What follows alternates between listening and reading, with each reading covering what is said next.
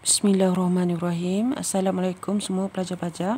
Jadi hari ni cikgu nak tunjuk nak ajar satu tajuk 2.3 fungsi kuadratik. Sebelum ni kita belajar persamaan kuadratik ketaksamaan kuadratik. Hari ni kita nak belajar fungsi kuadratik. Apa fungsi kuadratik ni? Okey, kalau kita tengok dari segi aplikasi macam contohlah ni gambar orang orang lidi ni dia lepas bola, dia lontar bola ke dalam jaring ni. Lepas tu bentuk dia tak pergi straight ia akan melengkung naik gitu baru dia akan masuk dalam jaring dia ni. Jadi bentuk lengkungnya ni kita panggil dia bentuk parabola. Okey. Lepas tu apa beza fungsi kuadratik dengan persamaan kuadratik dengan ketaksamaan kuadratik? Okey, sebelum ni kita pernah belajar tajuk bab 1 bab 1 tajuk fungsi Jadi ni dia ada kaitan sikitlah. Okey, kalau tengok sini dia punya fungsi kuadratik. Kalau kuadratik kita belajar belakang ni Kuadratik tu dia ada x kuasa 2, nilai kuasa dekat x tu paling tinggi adalah 2. 2 ni. Ni 1 lah. Okey, ni kuadratik. Fungsi ni dia ada fx depan. Jadi fungsi kuadratik bentuk dia bentuknya gini. Fx sama dengan a x kuasa 2 tambah bx tambah c. Untuk a, b, c ni dia suatu nombor lah. Yang ada nombor depan ni Jadi a, b, c ni kita panggil dia pemalar. Lepas tu a ni sama juga dengan kita belajar sebelum ni, dia tak boleh sama dengan kosong. Sebab apa tak boleh sama dengan kosong? Sebab kalau kita letak kosong sini, kita darab dengan x kuasa 2, ia akan jadi kosong lah Jadi tak ada kuadratik lah, sebab dia tak ada nilai x kuasa 2 tu. Okey, dari segi bentuk graf fungsi kuadratik ni, tadi cikgu kata parabola. Parabola ni bentuk dia melengkung lah. Ada dua jenis lengkung ni, naik gini ataupun menurun gini. Maksudnya ada dua lah, bentuk senyum ataupun bentuk masam. Ataupun kalau nak belajar bentuk U ataupun bentuk N. Gitu Okey, dia ada dua jenis ni. Satu, kalau bentuk kena ingat, kalau dia bentuk senyum gini, dia akan ada titik bawah sekali. Sini kita panggil titik minimum. Okey. Minimum ni paling rendah lah. Kalau bentuk gini minimum. Kalau bentuk masih titik tengah dia mesti duduk di puncak Di puncak ni titik maksimum. Pernah dengar maksimum ni titik paling tinggi lah. Okey, untuk dua-dua graf ni, tengah-tengah graf ni, kalau ia belah dua ni, kita panggil dia paksi simetri. Dia duduk tengah. Jadi hak ni macam biasalah, ia akan ada paksi x, paksi y. Paksi y kita pernah belajar sebelum ni, bab fungsi y sama juga dengan fx.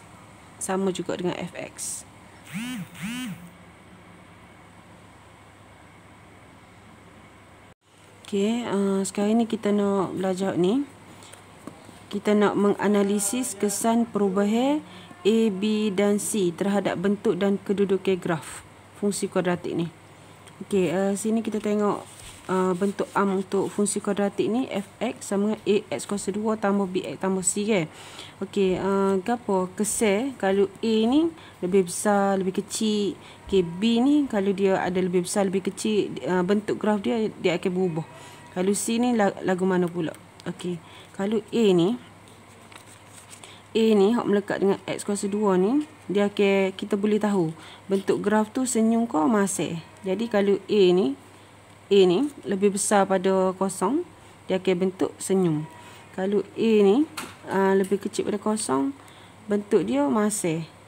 Okey, untuk nilai b pula, hak melekat dengan x ni, dia akan tentukan kedudukan graf di paksi y. Gana tu? Okey, gini. Contohlah, ni ada paksi x ni paksi y. Jadi kalau lah nilai b ni lebih besar pada kosong, dia kata vertex berada di sebelah kanan paksi y. Maksudnya duduk sebelah ni. Kebanyakan duduk ginilah, duduk sebelah kanan. Lepas tu kalau dia kata b lebih kecil pada kosong ni, vertex ni berada di sebelah kiri paksi y. Maksudnya duduk sebelah ni lah. Kalau lebih kecil pada kosong, nilai B ni. Okey, kalau C pula, C ni nombor ke. Hak tak melekat dengan X kuasa 2 dengan C ni. Nombor saja. Jadi menentukan pintasan Y. Contoh pintasan Y, contoh ni Pak C ke. Contohlah kita ada graf kita. Jadi contohlah kita tengok dalam fungsi tu X kuasa 2 tambah 5X tambah ni. Jadi sini ni. Jadi ni tu di pintasan Y. Di sini ni ya. Kita tengok nilai C tu. Nilai C ni ia akan duduk di pintasan Y. Nilai pintasan Y. Okey, cikgu ajar tadi ke. Fx ni, hak ni A, B dengan C ni. Untuk tentukan A untuk tentukan kelebaran graf, B tentukan kedudukan graf dengan C tentukan pintasan Y. Hak ni boleh baca lebih detail lagi dekat muka surat 50. Muka surat 50 ni. Okey, lepas tu mari kita tengok contoh 9. Contoh 9 deh. Ni contoh 9. Contohlah kita ada satu fungsi fx sama x kuasa 2 tambah 1 kan. Jadi kita tengok sini A dia 1, B dia 0, C dia 1. Ni kan. Lepas tu kita lukislah graf. X kuasa 2 ni nilai daripada dia positif. Maksudnya lebih besar pada 0 kan. Jadi bentuk dia senyum, bentuk senyum. Lepas tu tengok sini nombor 1 ni adalah pintasan Y. Pintasan Y ni maksudnya graf tu dia melalui paksi Y, dia setuh mana? Sini. Jadi sini nombor 1 lah. Okey, ni bentuk graf untuk fx sama x kuasa 2 tambah 1. Jadi soalan A dia kata lakarkan graf nilai A ni depan x kuasa 2 ni menjadi 2.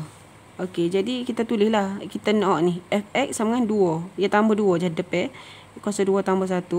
Okey, dia suruh kita bezakan kalau x kuasa 2 tambah 1 dengan graf 2x kuasa 2 tambah 1 lagu mana. Okey, kalau kita tengok, kita lukis ni. Okey, ni bentuk graf tadi kan. Ni hak fx, x tambah x kuasa 2 tambah 1 hak warna merah ni, graf hak tadi. Kalau lah x kuasa 2 ni dia jadi nilai 2 depan, tambah lagi. Jadi graf dia akan lebih kecil sikit. Maksudnya hak ni lebih lebar lagi lah. Semakin bertambah nombor x kuasa 2 ni, semakin kecil. Kelebaran graf tu makin ke dalam lah. Maksudnya makin kecil. Okey, kalau kita tengok soalan A2 ni, dia nilai x kuasa 2 dia jadi 1/2. Maksudnya lebih kecil lagi daripada 1. Tadi ke hak asalnya hak warna merah ni kan. Fx x kuasa 2 tambah 1. Kalau lah fx ni dia jadi setengah. Maksudnya bukan 1. Nilai dia 1/2. X kuasa 2 tambah 1. Jadi maksudnya dia akan jadi graf mana? Tengok graf mana? Dia akan jadi lebih lebar lah. Maksudnya nilai A tu semakin kecil, dia akan jadi semakin besar graf tu. Kalau nilai dia makin tinggi, makin besar, dia akan makin kecil lah kelebaran dia. Tu beza untuk nilai A. Okey, untuk soalan B. Soalan B masih contoh 9 lagi. Dia suruh kita lakarkan graf nilai C menjadi 3. Okey, kalau kita tengok tadi asalnya dia bagi fungsi fx x kuasa 2 tambah 1 kan. Ni asal ni warna merah ni. Jadi dia akan menyentuh di paksi Y ni dekat nilai 1. Lepas tu kalau dia kata suruh kita lakar graf kalau nilai C ni jadi 3. Maksudnya hak ni lah kan. Jadi dia akan menyentuh, bentuk dia masih sama, cuma dia akan menyentuh di nombor 3. Maksudnya di atas lagi lah. Contohlah soalan tu dia kata nilai C dia 5. Jadi di atas lagi, nombor 5 di sini. Atas lagi. Gitu. Okey, untuk muka surat 52, kita nak belajar menghubung kait ke kedudukan graf fungsi kuadratik dengan jenis punca. Kita pernah belajar ke jenis punca dia ada 3 ke. Ada 2 punca nyata berbeza, 2 punca nyata sama dengan tiada punca nyata. Kita belajar juga pembeza layar ke, yang ada lebih besar daripada 0, sama dengan 0, lebih kecil daripada 0. Okey, jadi kita tengok satu-satu lah.